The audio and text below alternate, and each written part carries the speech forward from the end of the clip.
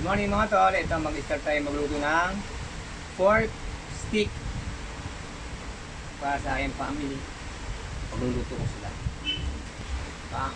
This day kasi nakancel yung chemotherapy. Naging problema tayo sa dugo. Pero magluluto pa rin ako para sa kanila. Pork. Maglagay tayo ng pork.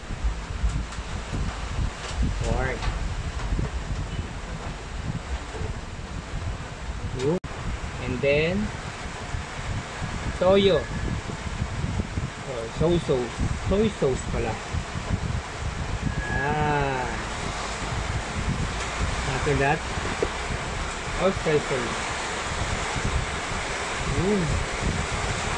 Magic. Sauce natin. Then kumuha ako ng calamansi juice.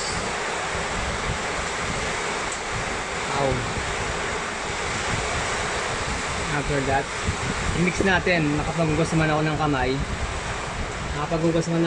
With Chef Guard. Maganda ng pagkakagusto ng kamay for safety reason, para hindi ma-apektuhan yung kanyang kalusugan kakain. I-mix lang natin ang i-mix. 1 hour. Siguro isang oras pwede na yan. Isiksik na yung panlasa niya sa loob. Piprito natin mamaya-maya ito. Piprito. We need to fried. Pero hindi ganun katagal ang pagpipito sa kanya. Makaya ang panlasa pumasok. Ito natin siya ng 1 hour. Maglalagay tayo ng black pepper. Konti lang. Okay na yan. Take aside. Ano natin? Side.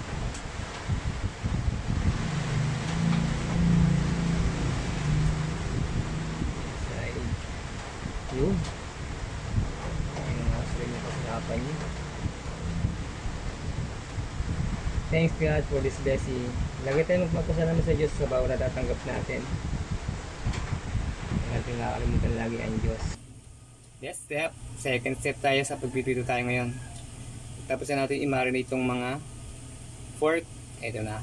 Dito tayo. Siyempre, kailangan natin yung kailangan natin yung mantikang mainit. Yan, mainit na yan. Kaya na pa kasi natin siya lang. Medyo naulan natin yung mantika. Mainit lang. Para hindi naman siya didikit kasi maganda yung pagkain ng mantika natin. Iba-iba nga pala yung pamamaraan ng paglulutong ng pork stick. Ito yung pinakaparaan ko. Pero yung panlasa niya siguro, iba-iba rin. Iba din yung panlasa niya sa gagawin ko.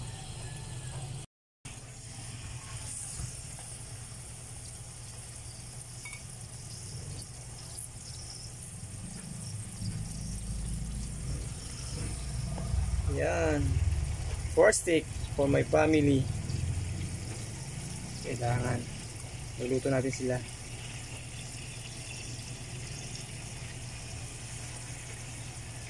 Yun, dito tayo. Meron nga pala tayong 2 kinds of sibuyas. Pagkatapos ko magprito kasi may-fried ko na siya ng mild na fried. Kasi ang ginagawa ko sa pagluluto nito ay 2 beses ako naglalagay ng sibuyas. Then after this, pwede natin ilagay na ulit yung pork. Yung pinilito natin kanina. Kailangan nasa puso ang pagluluto. Tingnan nyo kung gusto nyo ilahat or what. Yung pero ako ilalahat ko na. Kaya yung ingredients. Okay. Let's mix. Pwede nyo na nang ilagay yung cycle of sibuyas. Yun. Para talagang mo yung niya. Buhay na buhay lasa ng sibuyas. Medyo okay yung amoy niya. Sarap niya. Sarap yung kakain. Masarapan yung family ko. And then tatakpan natin siya with depende sa inyo kung ano gustong habang oras. Ako siguro mamaya-maya saglit lang mga 3 to 5 minutes. Yun ang ating Let's try na. Buksan na natin kung okay na yan. Yun. Okay na siya. Kaya sa mga paborito ko to yung nakakain pa ako ng okay. But now, look at my face. Ngayon, tawag dito, progat. Bigyan tayo ng doktor. Puro juice lang ang kinakain natin. Hindi ang kinakain ko ngayon.